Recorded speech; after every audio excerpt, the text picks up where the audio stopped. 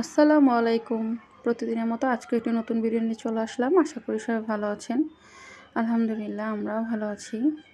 তো আজকে সকালে রুটি বানানো ছিল। তো সেটাই ফ্রিজ থেকে নামায়া আমি ভাজতেছিলাম। আর এখানে একটা ডিম ভাজি করে নিচ্ছি। পেঁয়াজ কাঁচামরিচ দিতে ভালো লাগতেছিল না। এমনি খেয়ে নিব। তো ২ টা রুটি ছিল। সেই ২ টা রুটি এই ডিম ভাজা দিয়ে খেয়ে নিব।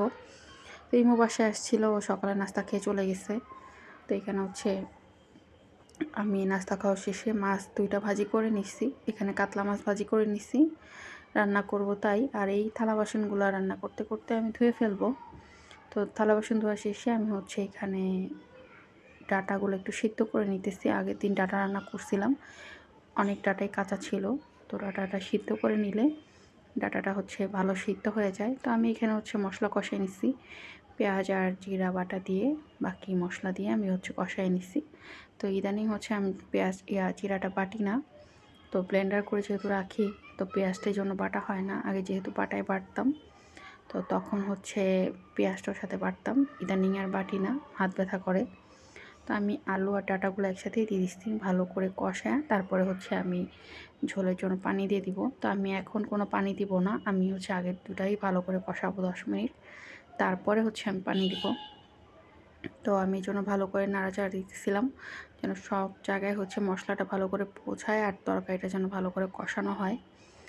তো এই যে আমি একদম মানে পানি না দিয়েই কিছুক্ষণ অনবরত কষাইতেছিলাম। এখন ঝোলের জন্য পানি দিয়ে দিব, কারণ আমার যে 10 মিনিট কষাইতে চাইছি সেটা হয়ে গেছে।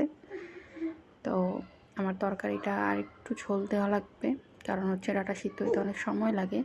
তো এখানে আমি ডাঁটা আর আলু একসাথে দিয়ে মাছ টাছ দিয়ে দিচ্ছি, সাথে ধনিয়া পাতাও কিছু দিয়ে দিচ্ছি। আমি এর মধ্যে ঘরের কাজগুলো করে নিচ্ছি।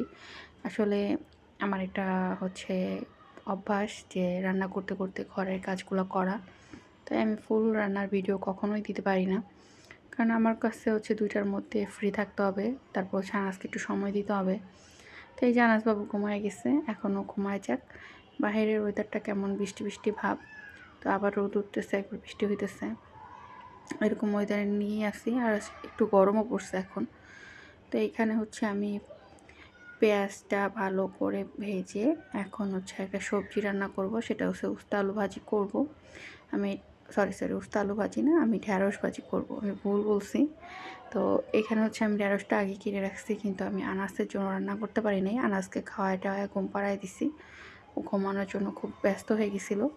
তো এই যে ঢ্যাঁড়স ভাজিটা করার পরে আমি গোসল করতে যাব, এটা চুলায় দিয়ে রেখে, কারণ আমার এখনও গোসল হয়নি। ঘরের কাজ শেষ করছি, আনাজকে মানে খাওয়াইছি, ঘুম পাড়াইছি। এখন আমি বাকি কাজটা কমপ্লিট করবো। এই যে আমি গোসল করে এসে দেখি ঢ্যাঁড়স ভাজিটা প্রায় হয়ে গেছে, আর একটু ভালো করে নাড়াচাড়া দিয়ে আমি নামায় ফেলবো। তো এখন আমি লাঞ্চ করব, কারণ আমার খুব ক্ষুধা লাগছে, 4টা বেজে গেছে। তো এখানে আমি 2টা তরকারি একসাথে নিয়ে বসছি। বারবার ইট পর্যায়ে তরকারি আনা আমার খুব বিরক্ত লাগে। খাইতে বসছি, একবারে তরকারি নিয়ে বসছি, খাইতে তারপর একবার তরকারি খেয়ে আসবো। তো এখানে আমি একটু চা বসাই দিছি। খুব চা খাইতে মন চাচ্ছিল। আসলে ইদানিং বিকালে ঘুমাইতে পারি না, কারণ যেহেতু দেরি হয়ে যায় রান্না টান্না করতে করতে, আর আনাসবাবু ঘুমায় আবার উঠে যায় 5টা-6টার মধ্যে। তো আমি আর কখন খাবো আর কখন ঘুমাবো। তো চা খাওয়ার পরে সন্ধ্যায় একটু চাল ভাজছিলাম। আমি আর এমু চাল ভাজা খাইতে খাইতে লুডো খেলতেছি। তো আজকের মতো ভিডিওটা এ পর্যন্তই। সবাই ভালো থাকবেন, সুস্থ থাকবেন। আল্লাহ হাফেজ।